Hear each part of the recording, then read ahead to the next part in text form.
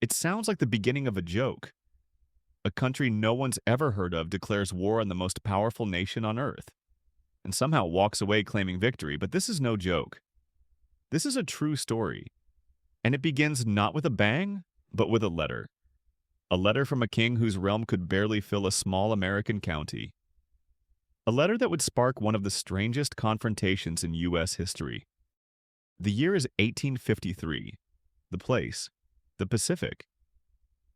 At the time, the United States is a young but rapidly expanding power, flexing its influence westward across the continent and beyond. The age of manifest destiny is in full swing.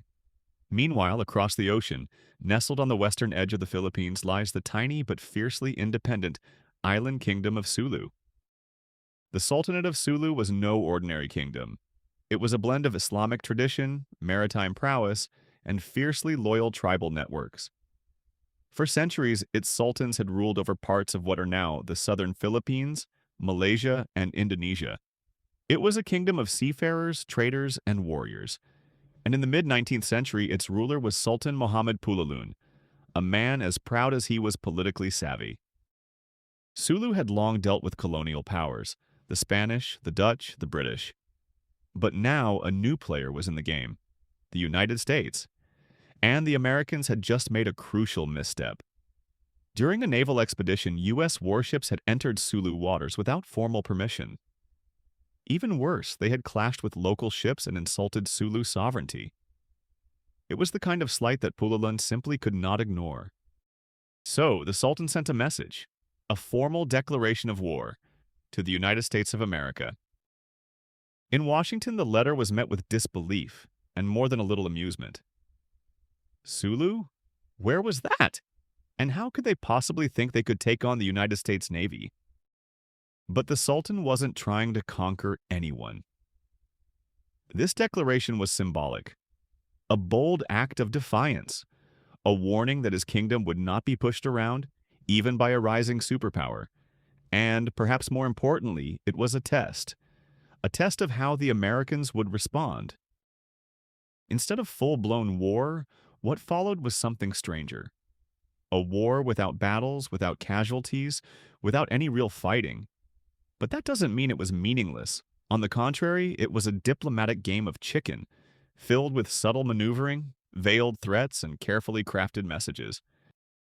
In the months that followed, American ships continued to patrol the region, but with more caution. U.S. officials sought to cool tensions without appearing weak. Eventually, back-channel diplomacy began. Envoys were sent, gifts were exchanged, a treaty was proposed. The Americans didn't want another conflict, especially not one so far from home. And Pulalun? He had made his point. His tiny kingdom had stood up to an empire. And rather than being crushed, it was being negotiated with. In 1854, a formal peace was signed. The Sultanate of Sulu would not be annexed nor occupied. Its sovereignty, at least on paper, was acknowledged. It had declared war on the United States and walked away not defeated but diplomatically recognized. Was it a true victory? Maybe not in the traditional sense. But in the eyes of the Sulu people, their sultan had done the impossible. He had protected their independence against overwhelming odds. What makes this episode even more fascinating is how easily it could have been forgotten. Buried in obscure archives and half-remembered colonial correspondence, it remains one of the most bizarre and oddly inspiring footnotes in global diplomacy. But the story doesn't end there. The legacy of the Sultanate of Sulu still ripples through history. To this day, descendants of the Sultanate claim rights to parts of Malaysia. In fact, a centuries-old lease agreement involving the region of Sabah has led to ongoing legal battles. The memory of a once proud kingdom refusing to bow to foreign powers remains alive, at least in spirit. It's a story that flips the script on everything we think we know about power and diplomacy.